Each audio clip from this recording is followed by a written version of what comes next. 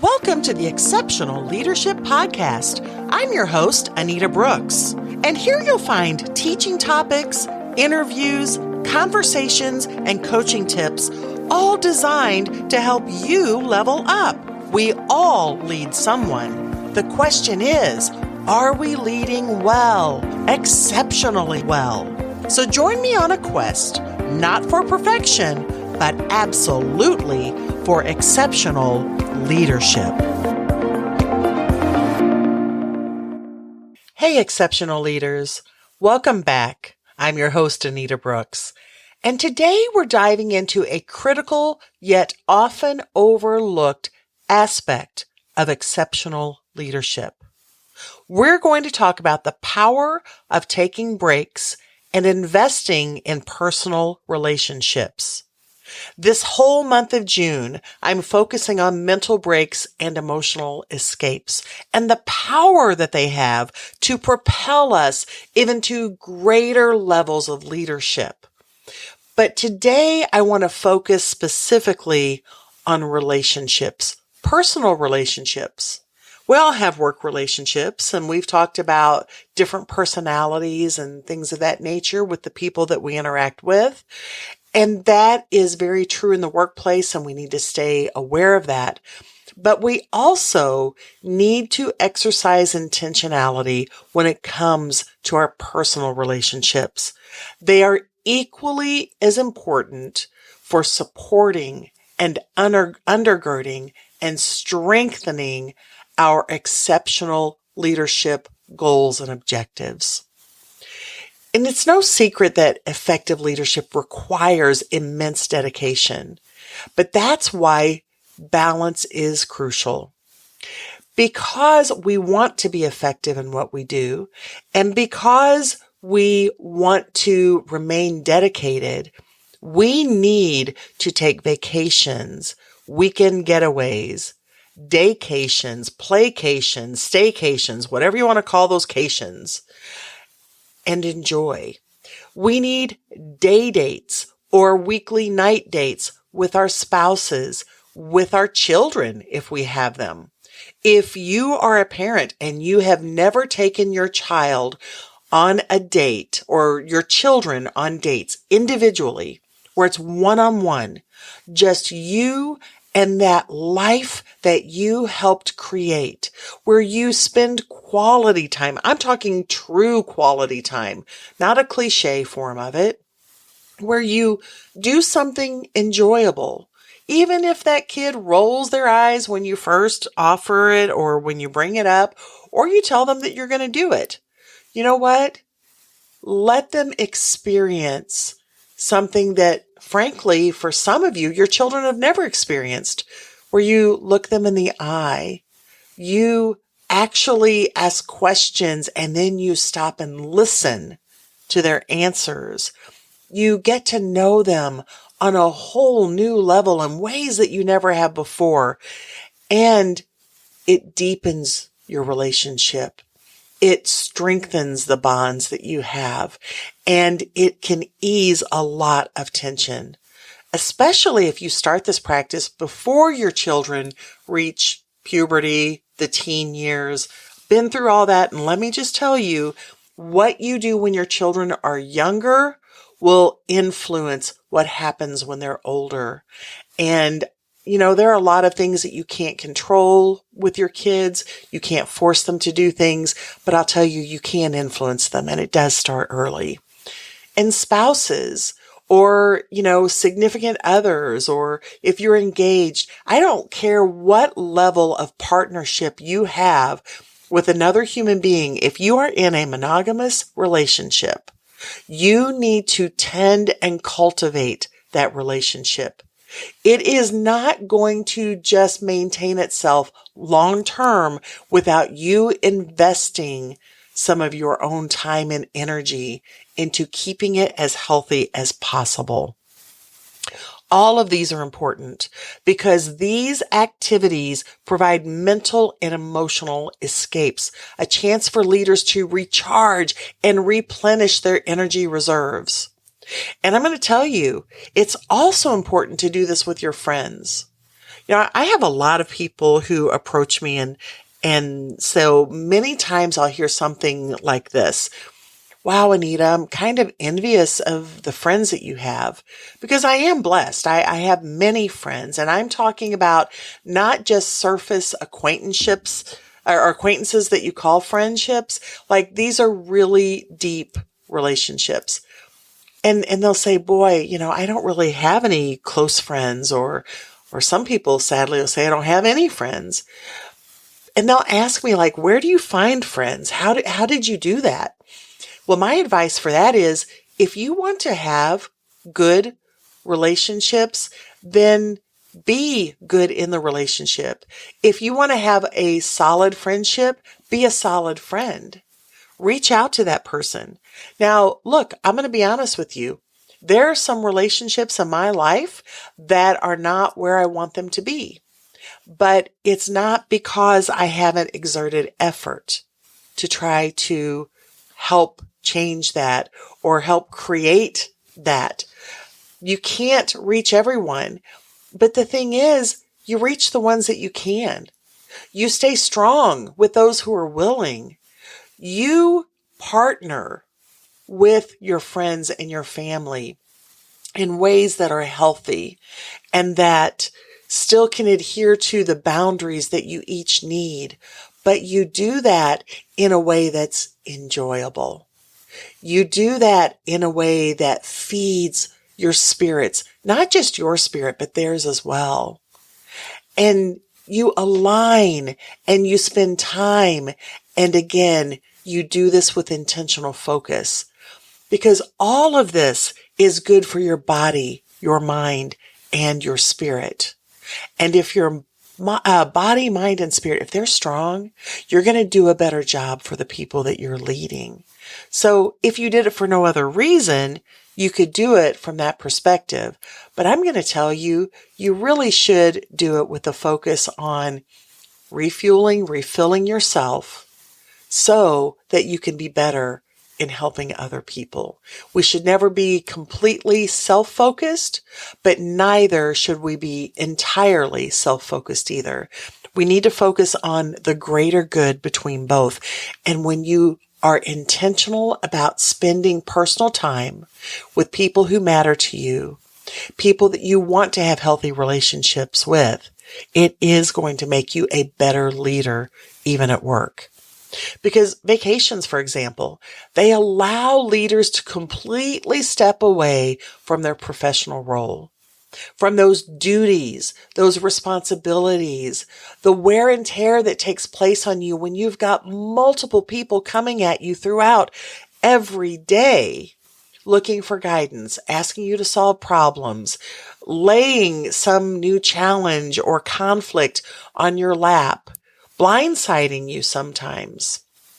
But the accumulating effect of that without any release, without any chance to unwind, to let that go for a little bit, can be one of those things that drives a leader down. I don't want that to happen to you.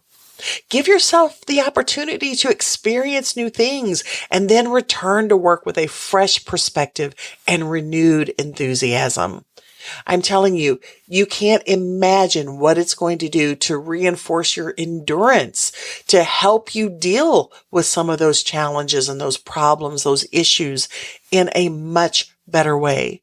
And not only will you be better at it, but you'll probably deal with them much more quickly because you will have that surge of energy that's needed for it because you took a mental break and an emotional escape. Weekend getaways and dates, they serve a similar purpose. Those staycations, playcations, daycations do the same. They provide regular, shorter duration breaks from the intensity of leadership. How many of us know that when you're in a leadership position and you feel a lot of pressure on you, whether it's pressure to meet deadlines, whether it's pressure to turn things around, which is often the case for those in leadership, whether it's the pressure to come up with something new and exciting and innovative, whatever kind of pressure it is, including just the pressure of leading people, that can take a toll if you don't get moments of relaxation and enjoyment with loved ones, with friends, any of those people that aren't working with you in the day-to-day trenches. Anything that allows you to revitalize yourself as a leader and that gives you a much needed respite from professional stresses. Because here's the thing, these people in your life, these personal relationships, they are important to you even in the business. One, as I've already said, they're going to help you do a better job in the day-to-day.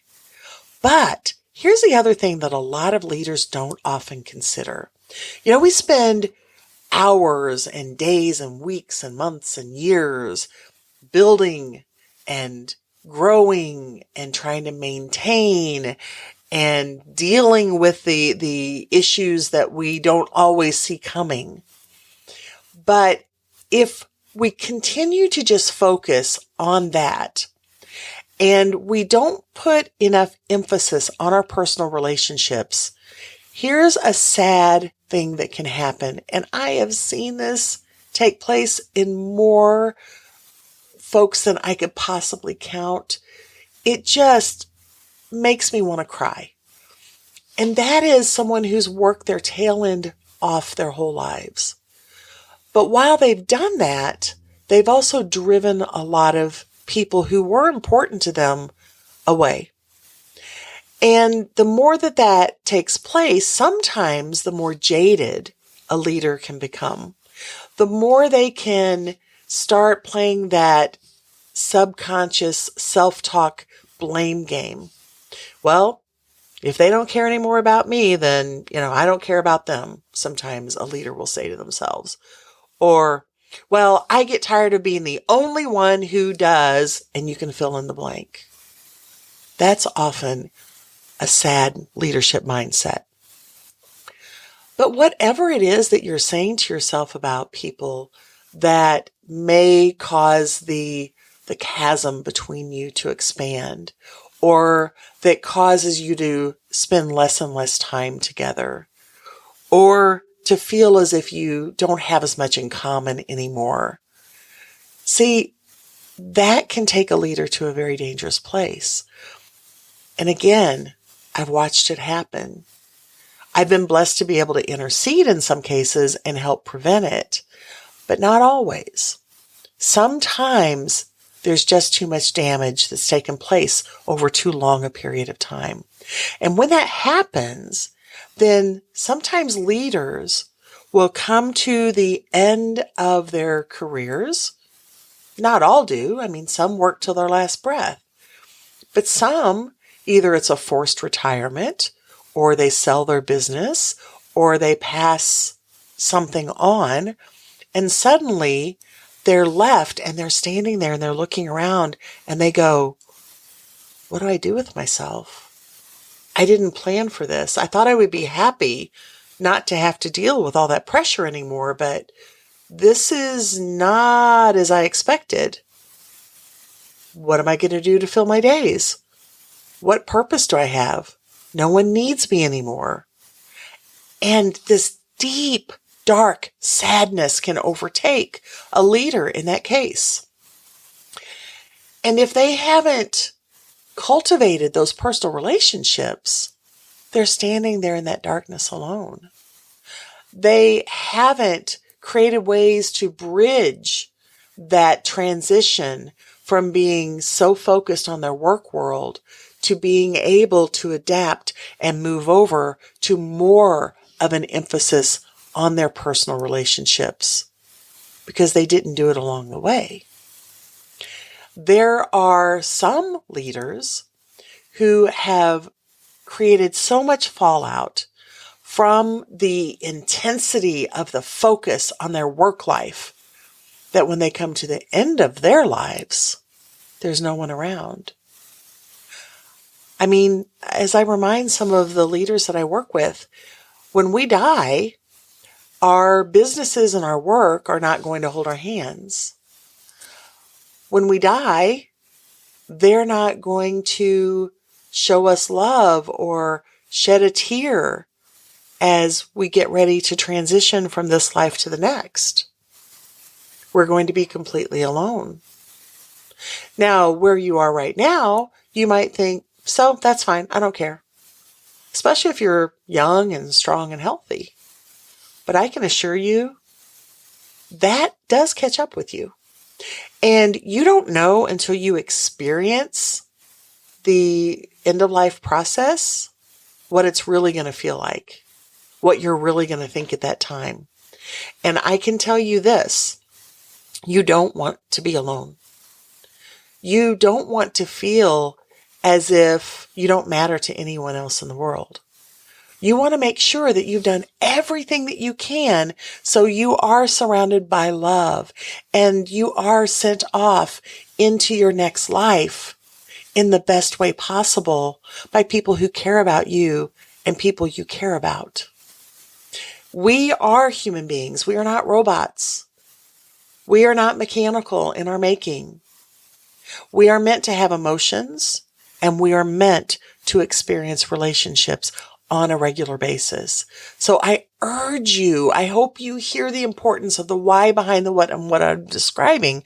I urge you to make sure that you keep your personal relationships appropriately. Now, I mean, we do need to work. We do need that purpose every day, but still having appropriate scheduled times to do things and spend time with people that we care about and hopefully people that care about us.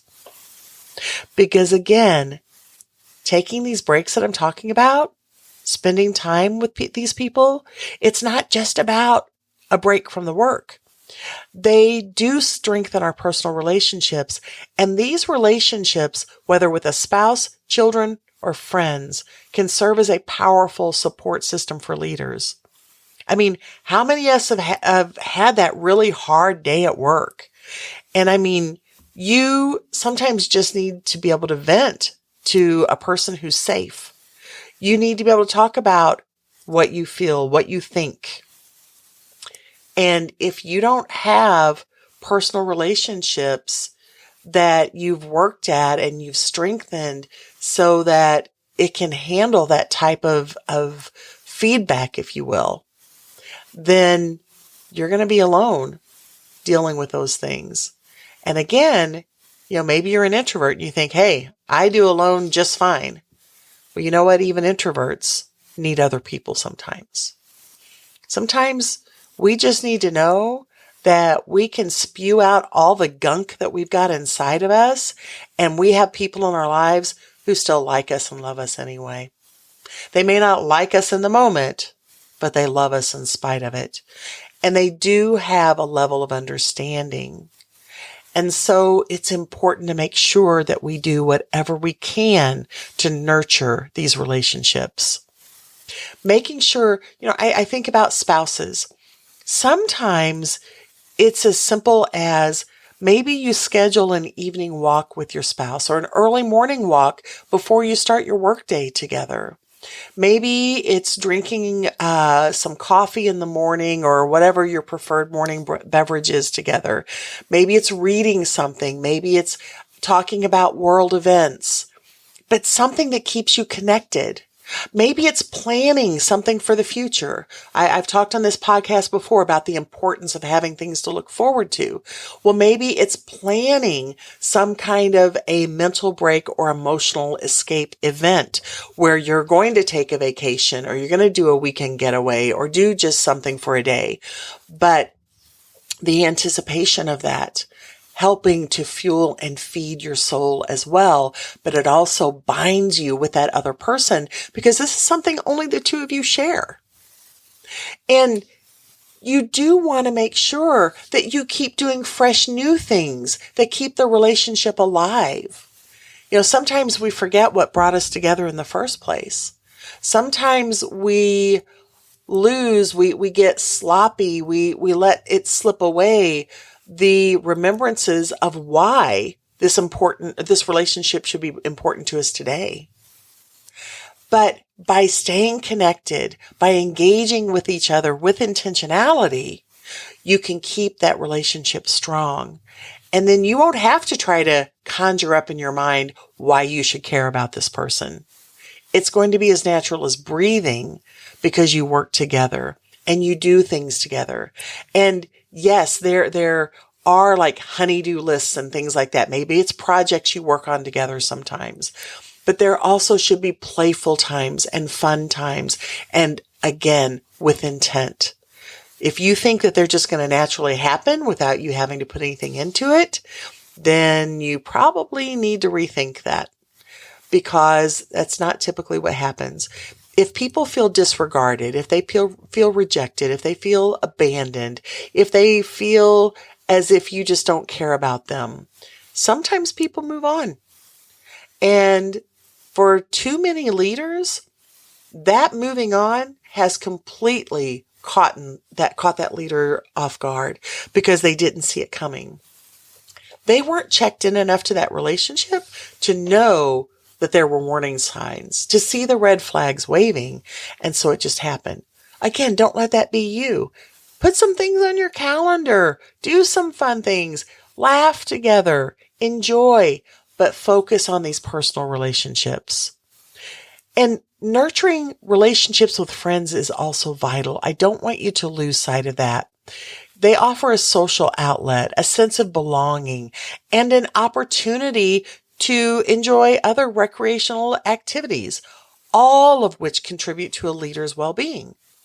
I know my husband and I, we don't enjoy all of the same hobbies, activities, and interests. So there are some things that he does with his friends, fishing, for example. Look, it's not a gender thing, but for me, it's a personality thing. For me to sit in a boat all day long and just keep casting a line in the water, and especially if I'm not catching something, start feeling a little bit impatient, that's not my idea of a good time. But for my husband, it refreshes his spirit.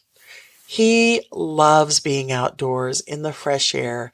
And yes, he prefers to catch fish, but even if he's not catching anything, that man can go out for hours and consider that enjoyable. For me, I like going and doing social things with friends.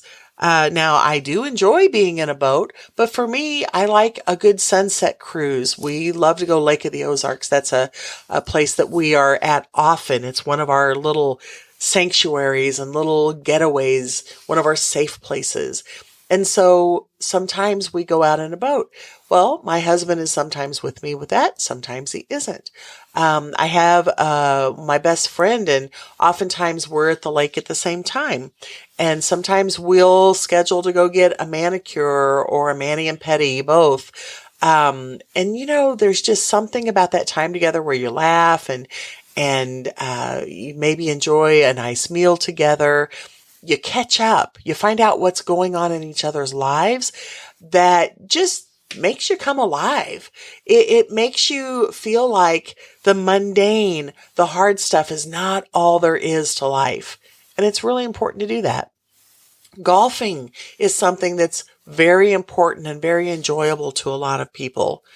For some people, it's just sitting on a porch, maybe with some nice shade and on a nice day with a cool breeze and maybe a glass of iced tea and just reflecting on their lives or their history together. I don't care what it is you do. Do something, and do something that makes you laugh every once in a while. Do something that brings back good memories. Sometimes it's easier to remember the bad things and it's really hard to remember the good. But again, be intentional to reflect back on the good and do that with people that you care about. Friendships can also provide emotional support. And a lot of our friends will have diverse perspectives, and they can even provide constructive feedback. Family can do that as well, as long as it's done in a healthy manner.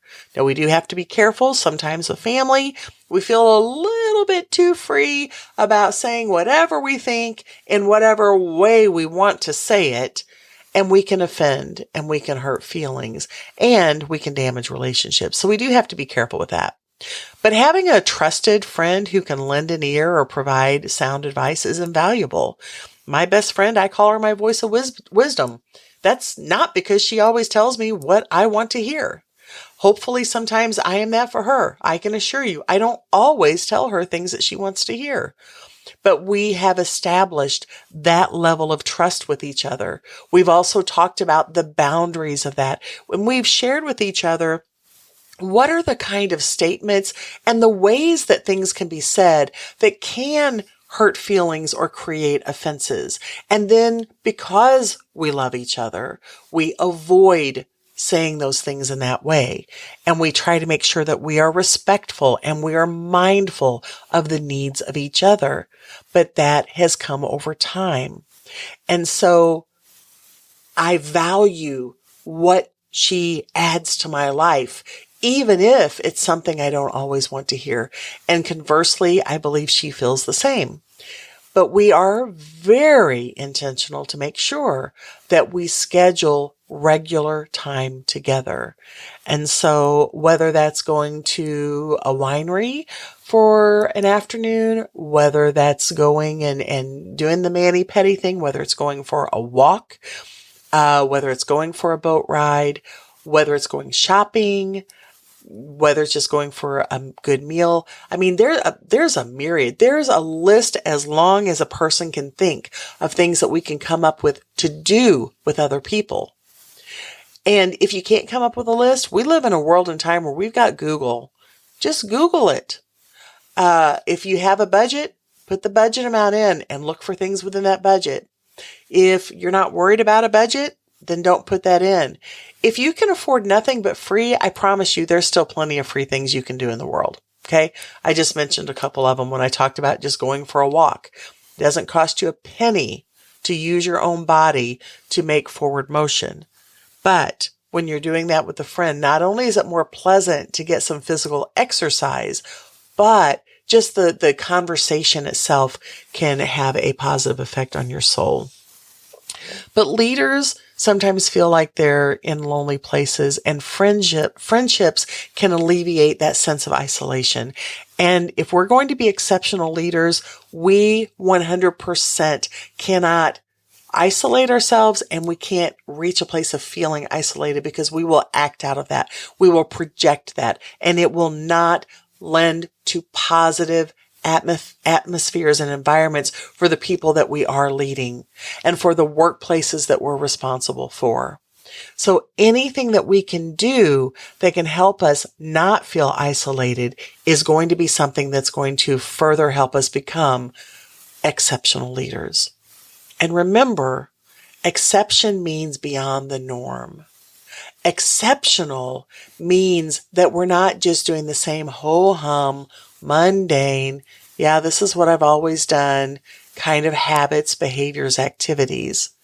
We're doing something different. And I can tell you right now, in my work through P4 Power Coaching, in doing the work that I do with so many different leaders, it is sadly uncommon for leaders to be intentional to cultivate and tend to their personal relationships to the detriment of their work life.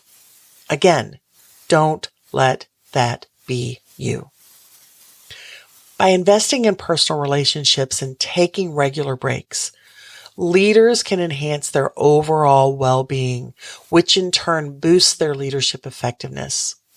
A leader who is mentally refreshed and emotionally balanced is better equipped to make good, sound decisions, manage stress, and inspire their team members. Leaders who have strengthened their mental fortitude, they are the ones who better inspire and encourage creativity, fresh new ideas, ways to work through and around conflict when it arises. And they're much, much better at crisis management. And I don't care what kind of leader you are. I don't care where your roles and responsibilities fall. I don't care what department, what branch, what industry you're in.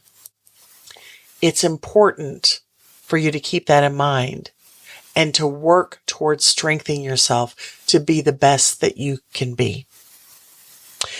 By prioritizing personal relationships and life outside of work, leaders also do something else.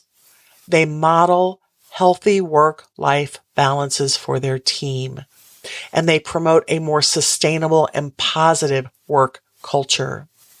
When our minds are strong, then it helps reinforce the work that our bodies and our spirits have to do.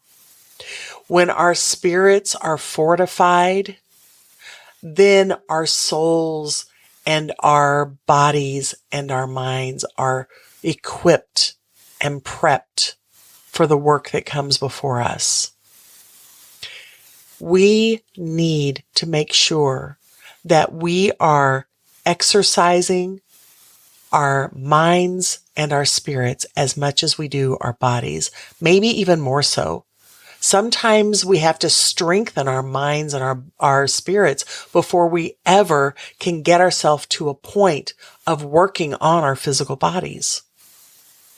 And the P4 Power Coaching mission statement, our objective is this: to increase the income, prime the profits, and strengthen the sustainability for American businesses. If we want to help drive sustainability, we have to exemplify living a sustainable life at work and at home. We have to create a culture where we talk about the importance of what we do outside of work to help improve our workspaces, our work environments, and our work habits, because they all connect with each other. We as leaders need to remember that vacations, getaways, staycations, playcations, daycations, day dates, night dates, and friendships are not distractions from leadership roles. They're essential components of it. They fuel our performance. They drive our success, and they reinforce our personal fulfillment. So, exceptional leader, please, please, please don't blow off what I'm telling you, because if you're not feeling the effects of leadership today, you will at some point. Again, what I'm sharing is as crucial as learning about the personalities, the team dynamics, the practicalities of what you need to do day in and day out to lead those you lead and to do that exceptionally well.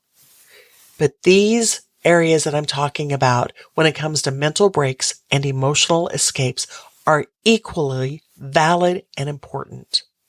So take that vacation, plan that date, put that weekend getaway on the calendar, take the afternoon off and go do a little daycation, playcation, staycation with someone you care about. Whether that's your partner, whether that's your child, maybe it's one of your parents or both of them, maybe it's a sibling, maybe it's a cousin, aunt, uncle. I don't know. I don't know who the people are in your life, your family, that you need to spend time with. And if it's been a while and it feels awkward to even try to approach them about it, all the more reason you need to step forward. You need to take action. You need to do something about this. And equally true of your friends. Who is it that you used to be really close to and you haven't talked to in forever? Who is that person or those persons, that small group that you guys used to just laugh and laugh and laugh over the silliest things? You know, the things that make you laugh, and when you try to tell somebody else about it, you say you just had to be there. Who are those people? How long has it been since you've hung out with them? When was the last time you looked deep into the eyes of someone that you care about and made them feel important, made them feel appreciated, made them feel loved instead of taken for granted, or maybe like you're bored by them, and you really poured into them and poured into your relationship together, that you really worked hard, maybe as hard as you do at work, to learn about them and their interests and their desires and their needs today. Because maybe you used to know what they were, but you've lost sight of that and you don't know what it is anymore. I'm telling you, it's a worthy, worthwhile endeavor. It's a worthy investment of your energy and time. Not only is it going to make that relationship better, it's going to make you better at work. You're not just enhancing your life when you take care of your personal relationships.